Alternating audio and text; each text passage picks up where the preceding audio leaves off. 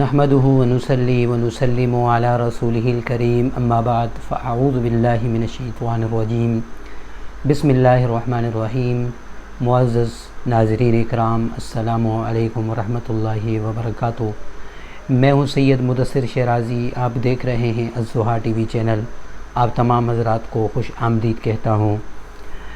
معزز سامعین، آج آپ حضرات کے سامنے حاجت کا ایک زبردست قسم کا وظیفہ پیش کروں گا۔ اگر اس وظیفے کو اپنایا جائے اور اس وظیفے کو کیا جائے تو اللہ تبارک و تعالی ضرور حاجت پوری فرماتے ہیں اور اس کی حاجت پوری ہو جاتی ہے۔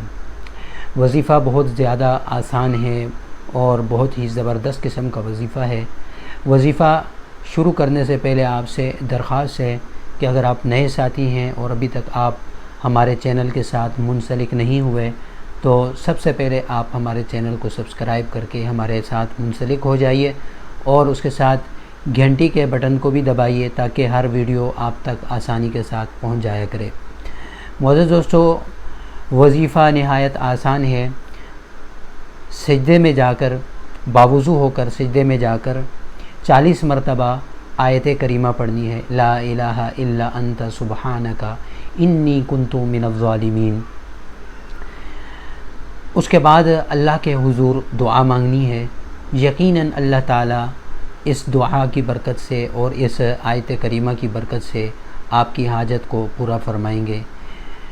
حدیث پاک میں بھی آتا ہے، آپ صلی اللہ علیہ وسلم نے ارشاد فرمایا، اگر کوئی شخص آیت کریمہ پڑھ کے اس کے بعد دعا مانگتا ہے، اللہ تعالیٰ اس کی حاجت کو اور اس کی دعا کو قبول فرماتے ہیں۔ آیت کریمہ آپ سب جانتے ہی ہیں، میں آپ حضرات کے سامنے پیش بھی کرتا ہوں، لا الہ الا انت سبحانک انی کنت من الظالمین۔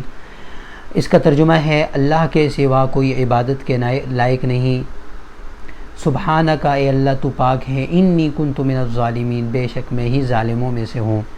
یہ وہ دعا ہے جو اللہ کے برگزیدہ پیغمبر حضرت یونس علیہ السلام نے پڑھی تھی اور اللہ تبارک و تعالی نے اپنے فضل سے مچھلی کے پیٹ سے انہیں صحیح سلامت نکالا، مچھلی کے پیٹ کے اندھیروں سے نکالا اور انہیں اس آزمائش سے نجات عطا فرمائی جس میں وہ مبتلا ہوئے تھے۔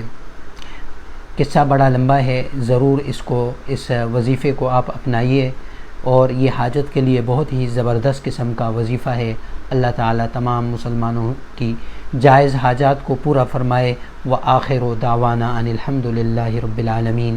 السلام علیکم ورحمۃ اللہ وبرکاتہ۔